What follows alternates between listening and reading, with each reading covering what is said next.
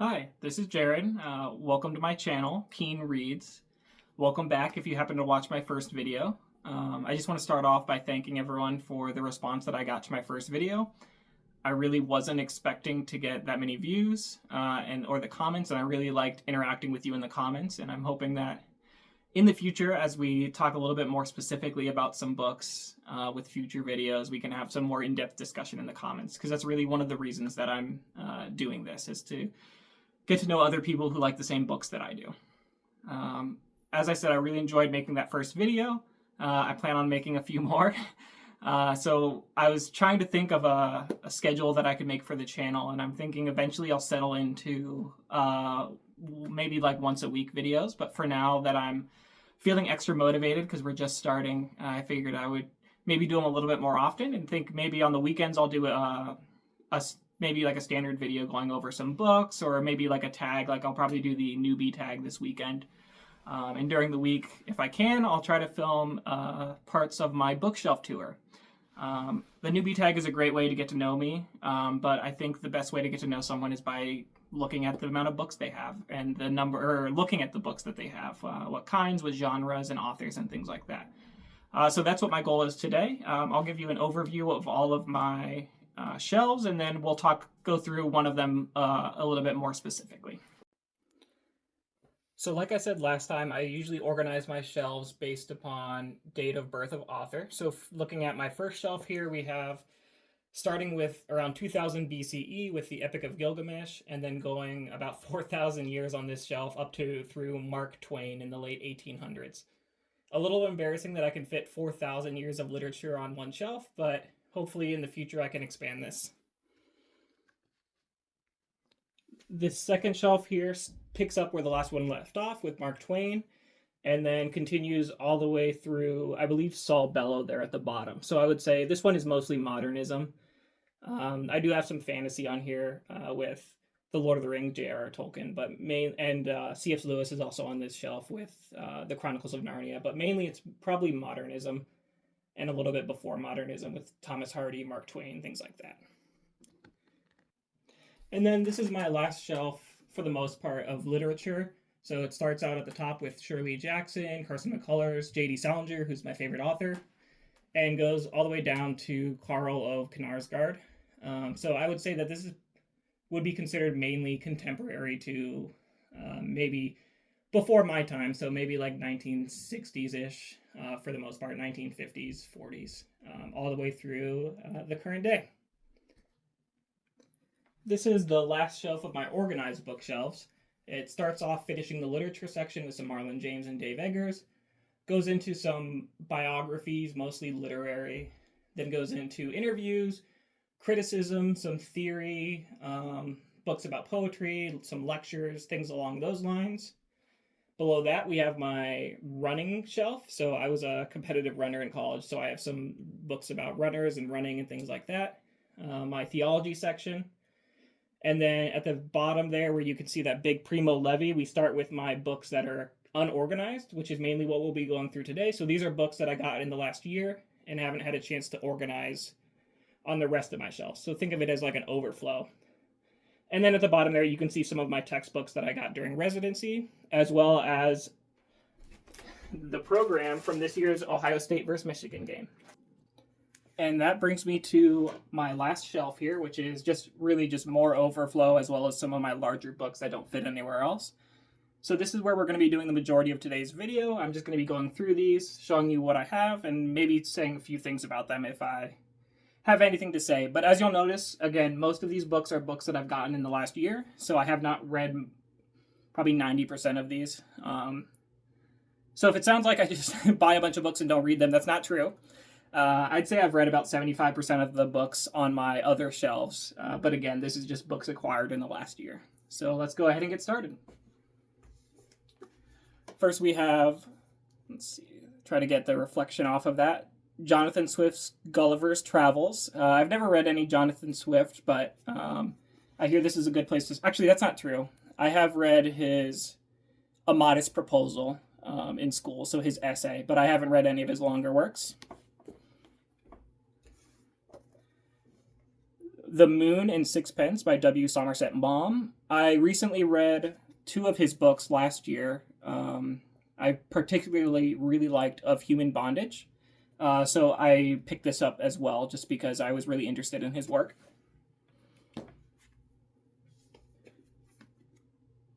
Pamela by Samuel Richardson. Don't really have much to say about this. Just something I picked up because I saw it at a bookstore. The next couple I have read. So while I'm reading The Anatomy of Melancholy, I am reading some other shorter works just to kind of keep me going. So I'll read maybe 15 to 20 pages of The Anatomy of Melancholy every day, and then the rest of my time I'll read another book. So I did just finish Wide Sargasso Sea by Jean Rhys. I'm not going to talk too much about these books that I've read because I do plan on doing kind of a recap of at the end of the month. I guess it's already the end of the month, but a recap whenever I choose to do a recap about my recent reads. Same goes for these next 2 books. Life and Times of Michael Kay by J.M. Coetzee, and then Disgrace by the same author. These are 2 ones I recently read.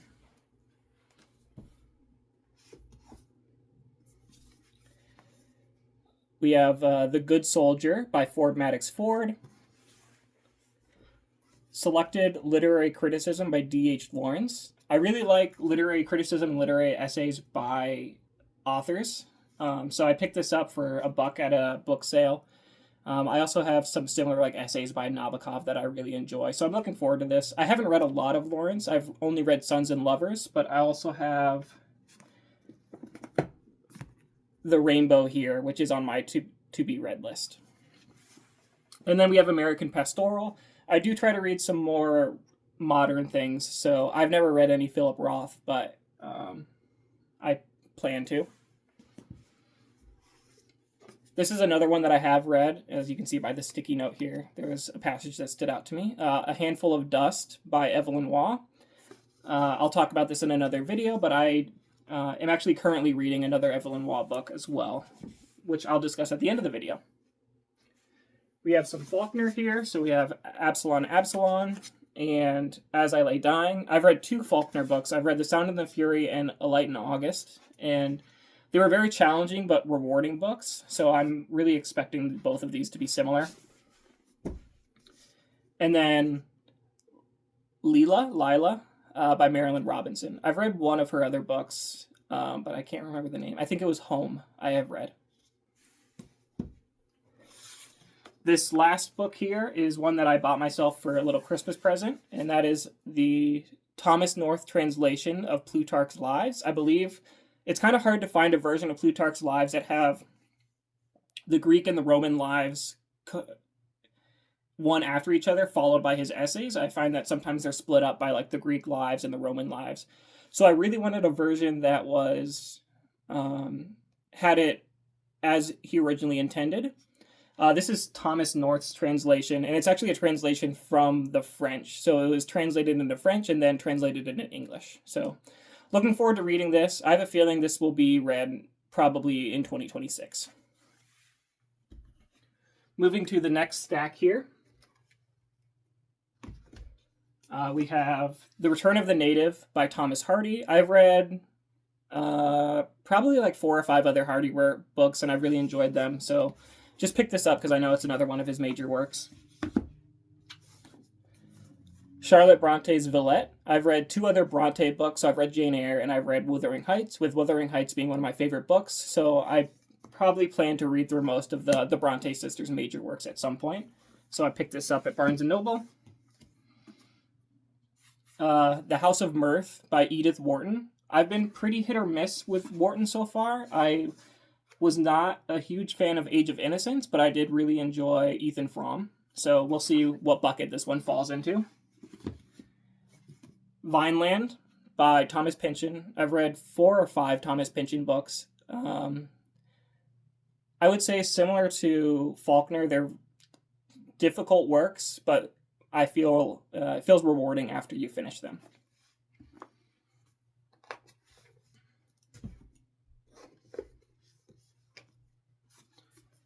Some more D.H. Lawrence. This is Woman in Love. I picked this up for $1 at a bookstore sale. some more essays, studies in classic American literature. So that kind of falls into what I already discussed with the other D.H. Lawrence book. As I talked about Age of Innocence, which I have read. I don't plan on talking about this one because I read this at the end of last year and I really wasn't too impressed by it.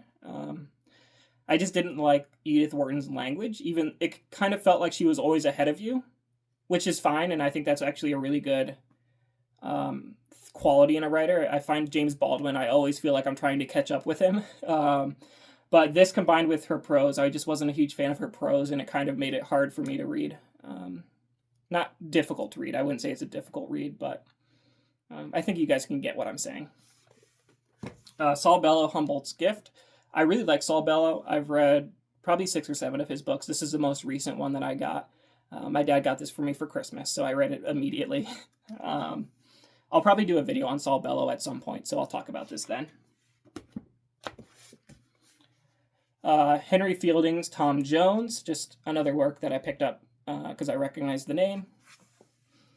And then Hopscotch by Julio Cortázar. He is Argentinian? Yes, Argentinian. I'm trying to read some more Latin American and South American literature. I've read all of the fiction of Gabriel Garcia Marquez. I've read all the fiction of Borges, and I think that's about all my exposure. Excited to dive into another author because I really enjoyed both of those other authors. In fact, Gabriel Garcia Marquez and Salinger are probably up in the air for my favorite authors. My Struggle Part 2, I've only read Part 1, so I picked this up at that same bookstore I got the D.H. Lawrence books. This last stack here, we have, I believe this is Sketchbook. Yeah, the Sketchbook by Washington Irving. I've been looking for just a collection of his stories, and it was really cool to find a volume. So usually what I was able to find when it came to Washington Irving was a collected stories or selected stories that were kind of put together post the author's death, whereas this is actually a collection of stories that he published while he was alive. So whenever that's available, I like to do that because I like to read the stories in the order that the author intended. Stendhal's The Red and the Black. The Song of the Cid. I believe this is a Spanish epic. Yes, Spain. Petronius's The Satyricon. And then Dr. Zhivago by Boris Pasternak. Finishing up this stack, we just have some more miscellaneous books. So The Stories of King Arthur by Thomas Malory. The Beautiful and the Damned by F. Scott Fitzgerald. Great Gatsby is one of my favorite novels, and I've read nothing else by him. So this will be my next foray into the rest of his fiction. Don DeLillo is probably one of the authors that's contemporary authors I've read the most of. Actually, I've probably only read like 2 or 3 of his books, but this is Libra. Pygmalion by Bernard Shaw. A collection of plays by Moliere. I have read another collection of plays by him. We'll go over when we go over my first shelf. And then Brave New World. I've never read it, so I picked it up by Aldous Huxley. Last book here is The Confessions of Jean-Jacques Rousseau. Here we have some oversized books that I just don't have room for elsewhere. So we have some running books just about mainly about training. So Daniel's Running Formula and Advanced Marathoning. We have the Penguin Classic book, which is a really cool kind of coffee table book to go through. It lists every Penguin Classic that's been published and kind of talks about the history of them. Actually, I don't know if it's every one, but a lot of them. And it's also cool because it has the vaults, which are books that are no longer in print by Penguin, which was interesting. Saving the Giant Panda. Giant pandas are my favorite animal. When I was little, we took a vacation to Atlanta just so I could see a giant panda.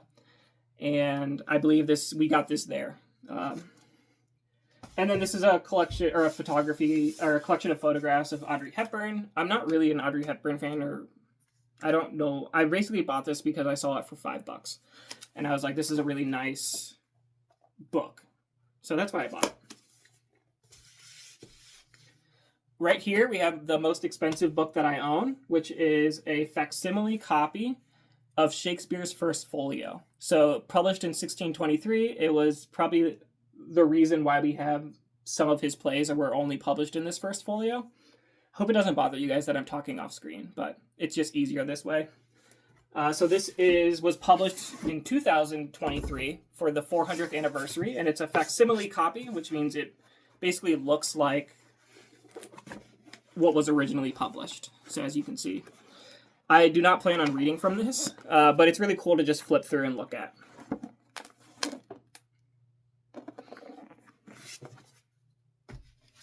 I'm going to just move the camera real quick. All right, lastly, we're going to go through these bottom two shelves, which just continue with overflow. Instead of taking these out, I'm just going to read you the titles. So first we have The History of England, a 6-volume set by David Hume. I bought this because I was looking for a history of England. I thought it would be interesting to see how it developed from Caesar all the way through where we are now, or the Roman, I guess, till now. And I know there's probably better histories of England, but I got this one just because I saw it mentioned in a Saul Bellow book. And I was like, I didn't know David Hume, who's a pretty famous philosopher, published a history as well. So I picked this up. Robert Louis Stevenson's The Strange Case of Dr. Jekyll and Mr. Hyde. The Second Common Reader by Virginia Woolf. I do have the First Common Reader on my other shelf over here, but I picked up the second one as well. Dostoevsky's Demons. Gogol's Dead Souls. This is a book about Lord Byron, so A Life in 10 Letters. A biography of a poem, The Wasteland by T.S. Eliot. This is published by Matthew Hollis, though. I'm an avid listener of the History of Literature podcast, and they did an episode on this, I believe, with Matthew Hollis. I think that's where I heard of this. By the way, just a plug for the History of Literature podcast. If you like books, I think you would love that podcast.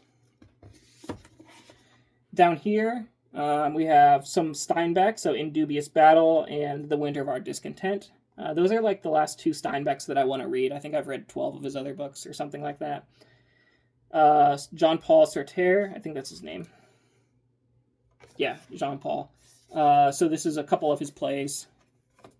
I also have Nausea by him somewhere. Friedrich Schiller, The Robbers and Wallenstein. Jack Kerouac's Dharma Bums, A Tree Grows in Brooklyn. Confederacy of Dunces. Candide by Voltaire. A Sentimental Education by Flaubert. Here we have the novel, An Alternative History, Volumes 1 and 2 by Stephen Moore. I got these for Christmas from my dad as well. And my mom. I don't know why I'm just saying my dad. My mom also gives me things. Pale Fire by Vladimir Nabokov. I've read Speak Memory, which is his autobiography, as well as Lolita by him. The Lives of the Poets, this is by Michael Schmidt. I heard about this on To Readers It May Concern's channel. He did a review of it, so check out his channel. And then lastly, I have a collection of letters by Rilke. So I appreciate you guys staying to watch that video. I do want to get in the habit of ending each video with what I'm currently reading, just so you know what's going on and what I might be talking about in the future. Continuing to work my way through the Anatomy of Melancholy. Got about 100 pages left. My dog is coming in here, so maybe you'll get to see one of them. And then Brideshead Revisited by Evelyn Waugh. So this is the second Waugh that I'm reading. Callie, come here. So this is Callie. Come here, baby. She's the younger one of my German Shepherds. She will be 3 in May. Keen left. Keen is a much more independent soul. But Keen will be 7 in May as well. Keen is Callie's aunt. But thank you for watching my video, and we'll see you next time.